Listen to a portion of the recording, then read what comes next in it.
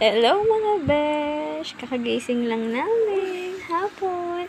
Ito po ang daily routine namin. Everyday. Gising kami sa umaga. Kami lang tatlo. Kasi yung daddy namin nagtatrabaho from work. Mamaya pa yung 6:30 uuwi.